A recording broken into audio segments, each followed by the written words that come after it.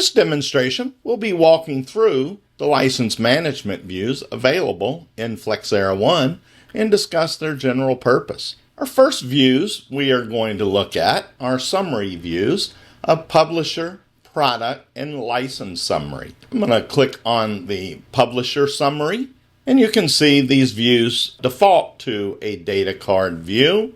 You can also switch that to a list view. Want to look at the data in a more list format.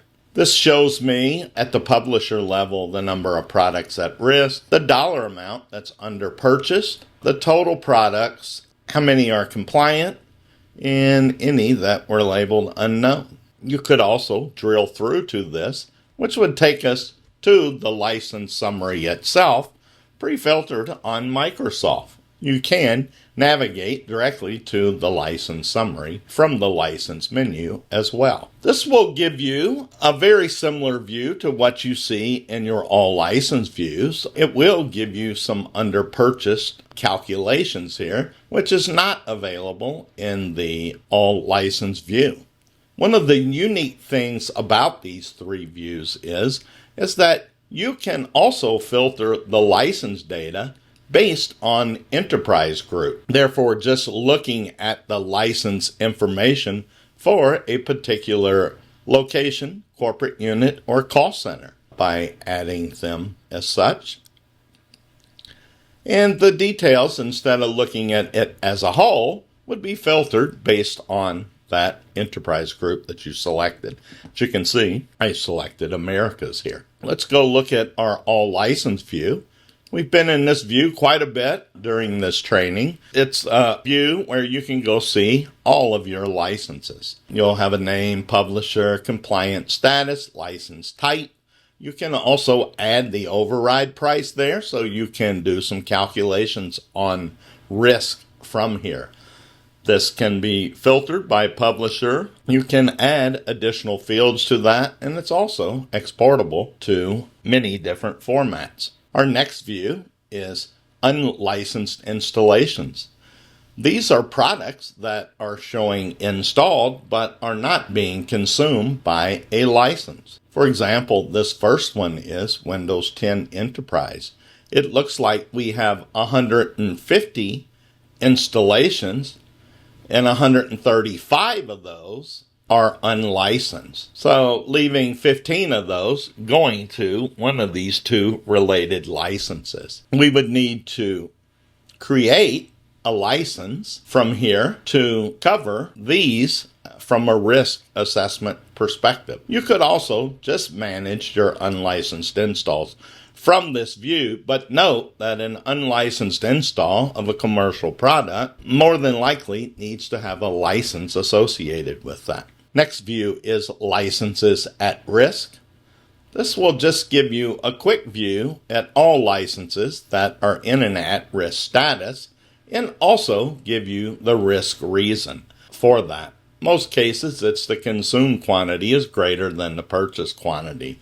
This one here, it's a little different, is that the consumed quantity is greater than the purchase and the peak consumed quantity is greater than the purchase because it's an IBM license that's using peaks. Next one is under consumed licenses. Under consumed licenses would give you, by default, it's set to 5%. So anything that has more than 5% of the licenses available would be listed here, showing that you have a license surplus. You could use these to offset purchase request. Obviously, if you have some that have maintenance on them, and you do have a surplus of those, it would be good to cancel that maintenance upon your next renewal. Next one is recommended license changes. When you build a license, those licenses are built based on our product use rights library, SKU library, from that day that you built that license, what was current as of that day. If there are changes in content that happen after that license is built, they would come through recommended license changes where you could either highlight and accept them, and that would update that license, Or if it's one that you don't want, or you've made a change to that license for purpose and it's recommending you undo that change, then you could ignore that. It's a good practice when you open this up. The ignored licenses will be selected and the accepted licenses would be selected. I generally uncheck both of those so I see what hasn't been processed that's in a pending status. Last view we're going to look at is points rule sets. When we were reviewing the license record, we talked a little bit about how some license records have points tables associated with them. If I go to points rule sets, I can see that I have mine grouped by license type, so you can see the various license types that support points rule sets. These are all points rule sets that are part of the product use rights library. If you look closely, over 200 of the 230 points rule sets in here are IBM based. IBM metrics are a big user of a points rule system. If you do have a product that you need to build a license for and it is points based, you can create a points rule set from this screen as well.